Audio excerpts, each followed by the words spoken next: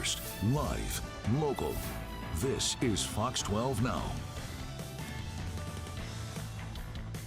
Hello, and welcome back to Fox 12 Now. I'm Greg Nibbler. As always, we appreciate you joining us. I say it every time, and I mean it. And you can find us on our Fox 12 Oregon YouTube channel at kptv.com, or, of course, under the Fox 12 Oregon apps on whatever device you have.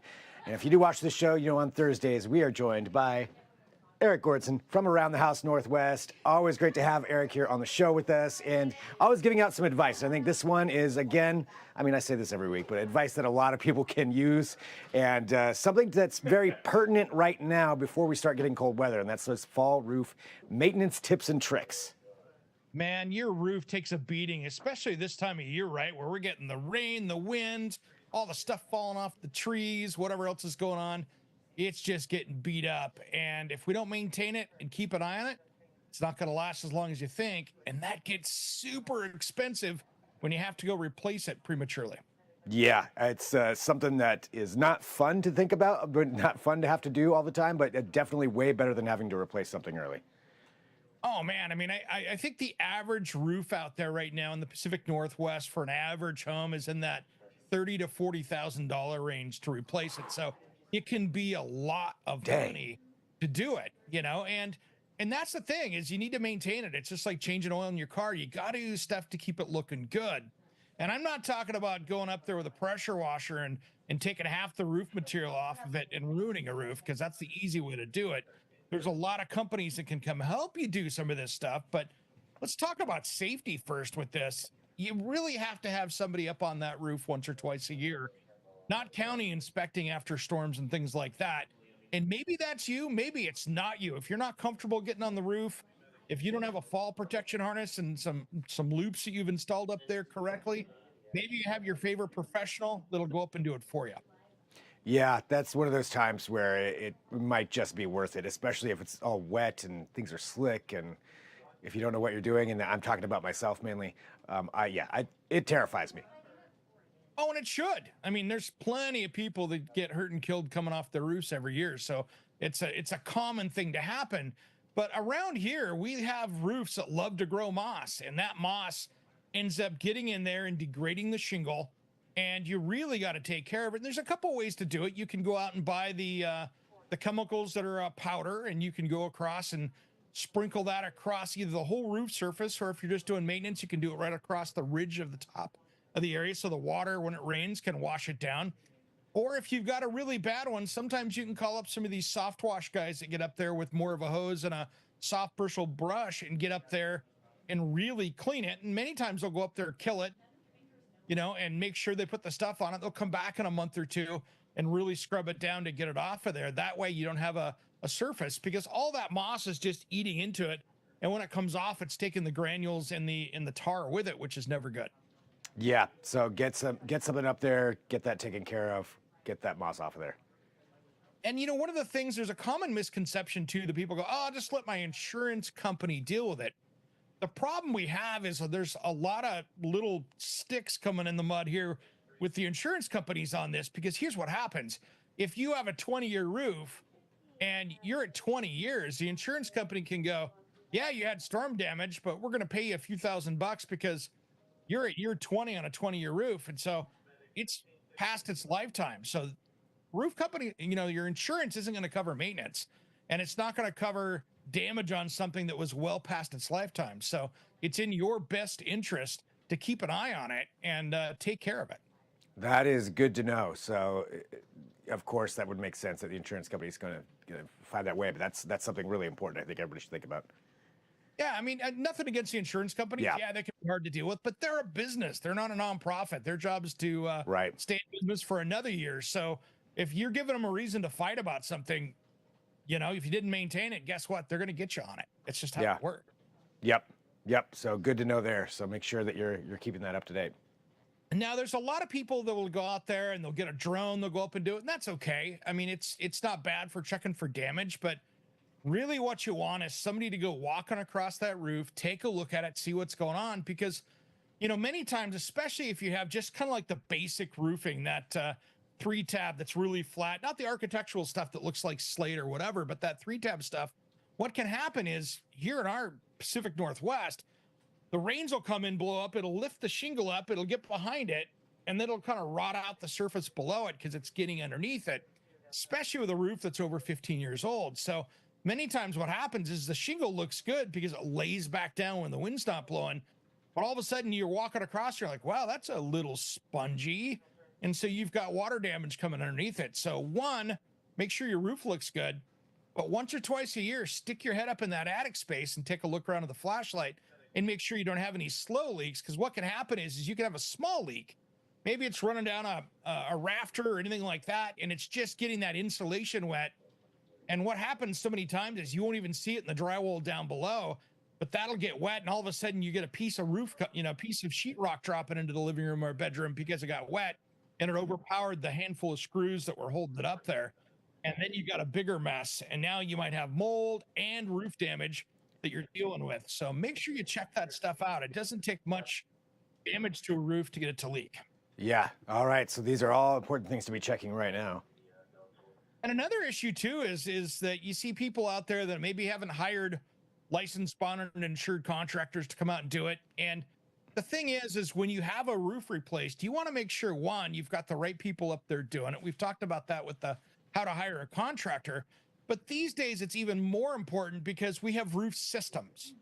What happens is you have the shingle manufacturer, and then you've got the underlayment, you got the starter strip, you got all these layers that go in there to make it more, durable in the long run, so they can get the 30-year warranty or the 100-mile-an-hour wind warranty. And what happens is if you have somebody that hasn't been trained by that manufacturer, or is just somebody that's out there doing it for you, if they're mixing materials, you've now again given the warranty claim going, oh, you used the wrong underlayment. You didn't use ours, so of course that's not covered under warranty. So it's really easy to get the wrong people out there using the wrong materials or not even putting it down right.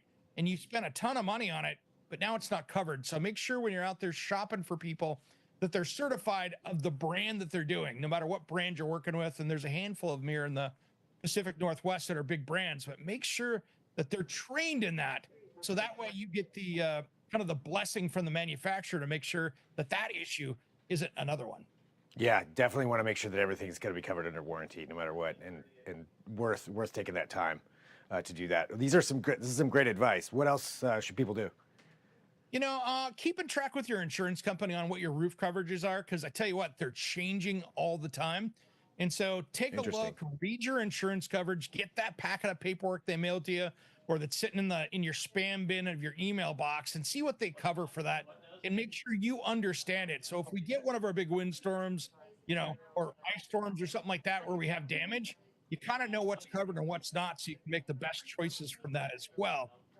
Another thing that's out there is if you're looking to replace a roof, there's a new system out there called Fortified Home. And this is a national insurance safety group that has done this. And they have designed this for a proper roof system for like hurricane areas and high wind. So what they've done is they've created a way to do that, and it's an official certification.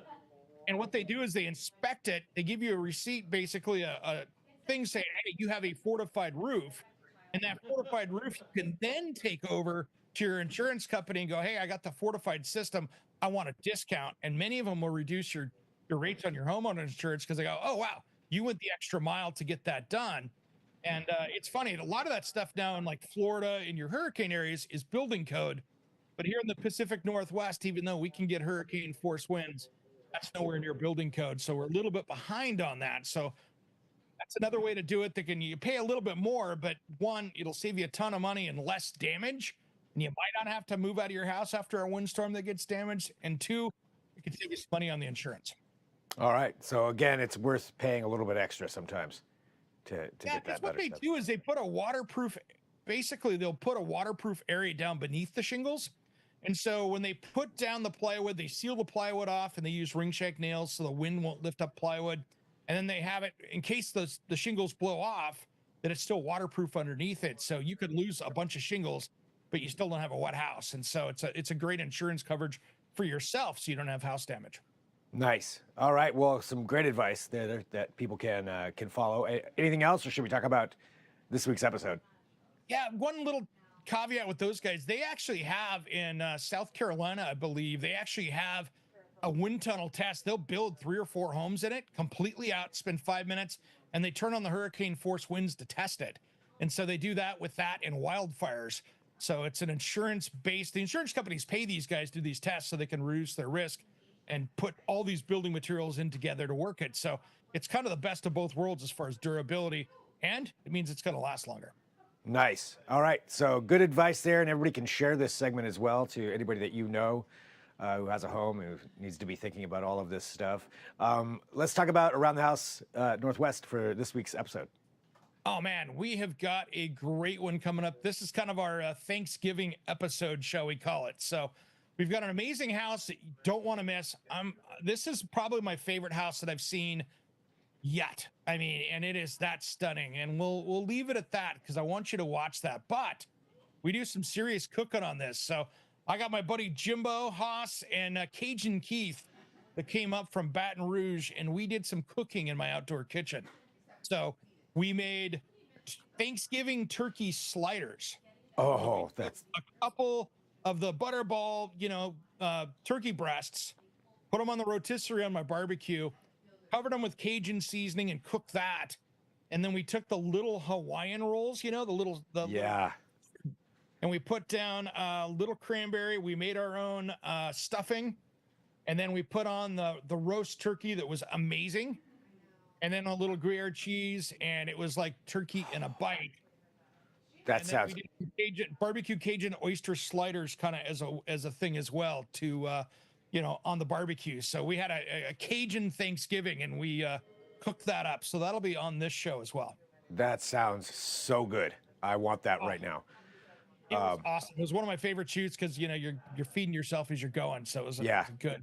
Yeah. Good one. I think I'm hungry. Well, that's on this week's episode, and people can go and watch this, and let's let them know when, where, and how. Yeah. And after this, I'll have one more tease too for you. That'll be good. Catch the show Saturday mornings, 10 a.m. Fox 12 Plus, and then of course Sunday night, 6 p.m. So if you're out running around, don't worry. And then the replay is on Friday morning at 8 a.m. So if you missed last week's, you can catch that tomorrow as well. I wanted to say real quick for my national radio show and podcast, this weekend on that, I'm doing 2 hours of my favorite gifts for your home, as well as some killer Black Friday deals where I found websites for manufacturers that have like 40, 50, 60, 70% off. And so we cover that on my national radio show and podcast this weekend. So if you're looking for something for a family member that you want around the house, I got some killer sales for you. Nice. Great deal. Well, yeah, I want to check that out myself because I'm probably going to get it for me. But some good. Another thing too on the TV show, Julie and I make a Thanksgiving cocktail for all your guests. You can give them when they walk in the front door for Thanksgiving at your house. And that's going to be good, whatever it is that Julie comes up with. So exactly. Yeah, that's you got cocktails, you got food, you got deals, you got everything going. Homes. Yeah, we got so many things going on. It's a lot of fun, and it's one of those things that this is probably one of my favorite jam-packed episodes we've done. So this is a do not miss episode on Saturday. Fantastic. Well, Eric, always good to have you on here, and thanks to everybody who's tuning in too. Don't forget you can share this segment from our Fox 12 Oregon YouTube channel and catch all the Around the House segments on there as well. There's hundreds of them, and don't forget to use the Fox 12 Oregon app, kptv.com also. So all good places to go to check everything out. Eric, thanks for being here. Thanks, brother. Appreciate it. And thanks, everybody. I'll talk to you soon. I'm Greg Nibbler. This is Fox 12 Now.